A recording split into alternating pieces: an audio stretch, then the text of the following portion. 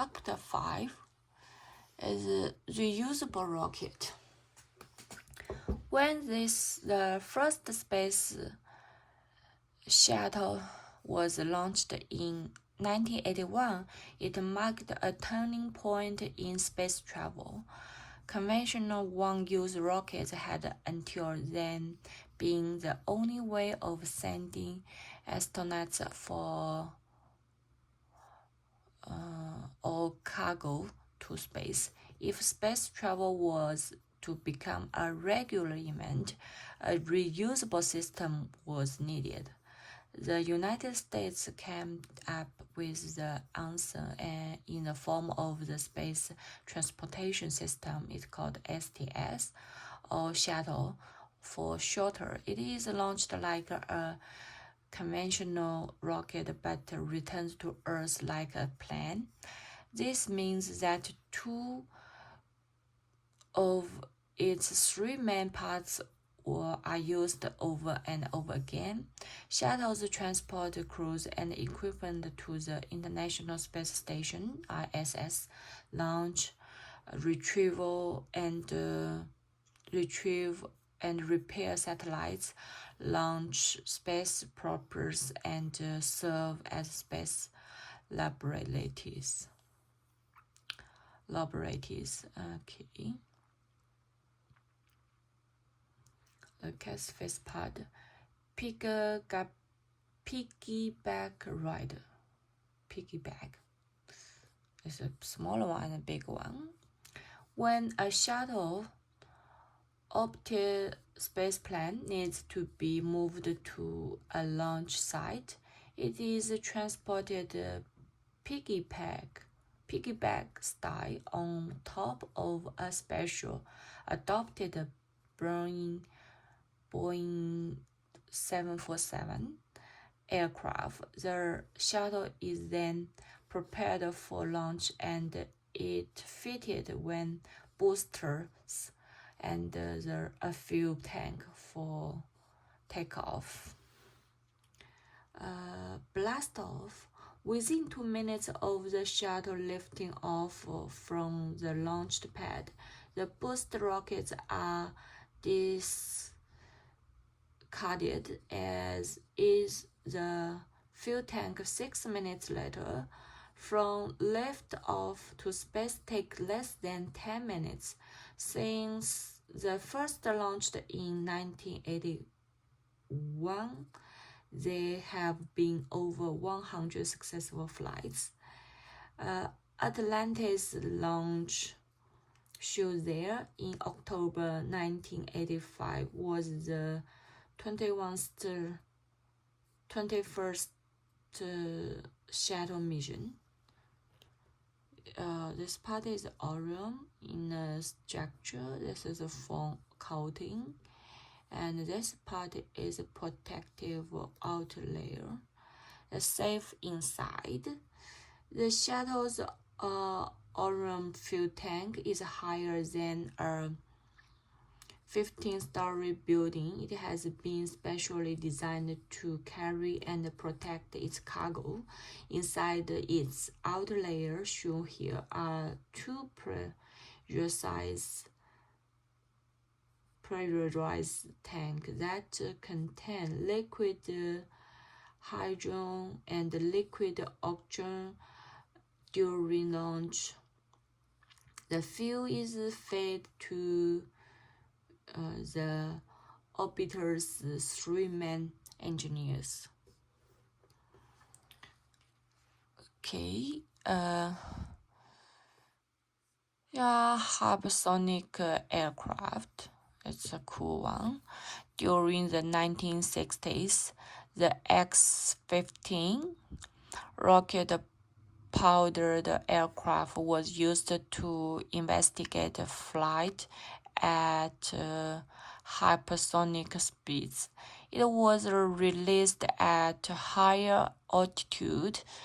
When the rocket motors were ignited, the pilot controlled the X-15 was about 4,000 mph experience gained with this craft was used in the design of the shuttle. This one is orbit in flight. The United States developed 5 orbiters for its shuttle fleet: Columbia, Discovery, Atlantis, and Challenger, and Ever. The orbiter Challenger is shown here on its second flight in June 1983. Challenger flew 9 times before exploded just after liftoff in 1986. It's an onboard satellite, the first American female, female astronauts.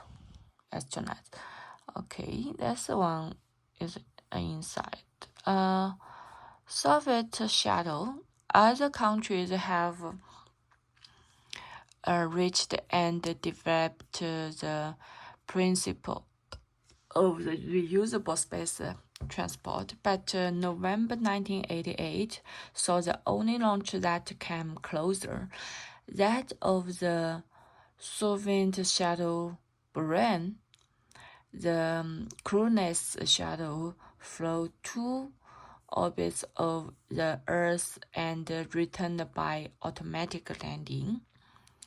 The shuttle astronauts. Each shuttle has a commander responsible for the whole flight, a pilot who flies the orbiters, and a number of astronauts specialists. Mission specialists are in charge of the orbit system and perform space workers.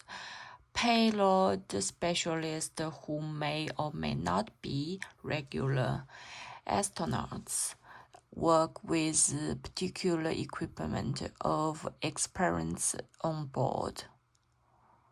This is John. This is Commander. Okay, look at the big picture. This part is a flight deck and crew quarters for up to 8 people, 8 astronauts. Here, this part is the Internal Space Lab. Part is the payload bay doors open in flight. Okay, this is solid fuel booster rockets burn out and are discarded at 32 miles. It's about 48 kilometers above ground. And this is Space Lab. Okay, this part is booster rockets for safety into the ocean, where they are retrieved from reuse. Here, this external fuel tank is emptied in the first 8.5 minutes of flight. It is discarded and breaks up in the atmosphere. Okay. Look at this part, the shuttle. There are 3 main elements to be shuttle: the orbiters, the fuel tank, and the booster rockets. The orbit is a space plane that carries the crew and cargo. It is this part of the system that makes it to space, orbits Earth, and brings the astronauts home. The immersive fuel tank carries liquid fuel for the orbit's engine, and the boosters rockets provide the power to lift the orbit's spaceward. This is Keeping Cool, the title of individually made and lambda. On its return journey, the operator travels through the Earth's atmosphere, where it can quickly reach temperature of it's about 1,400 centigrade. The shuttle is protected from the heat by about 27,000 heat absorbent tiles fitted to the outside and a reinforced carbon compound on the nose and wings. Okay, I forgot this part. There's a landing gear is in each wing and under the bird's nose. Inside the space lab, Uber August, this is Deutsche astronaut, was a payload specialist on Challenger's third mission in 1985. He worked inside Space Lab during the 7-day flight. There were 75 experiments on board, several of which were designed to give scientists data on how space travel affects the human body. The last part is shuttle landing, how it landing, look here. And opters onboard motors are used to maneuver in space and position the craft to come out of orbit and decelerate. The orbiter enters the atmosphere at 15,000 mph, slowing all the time.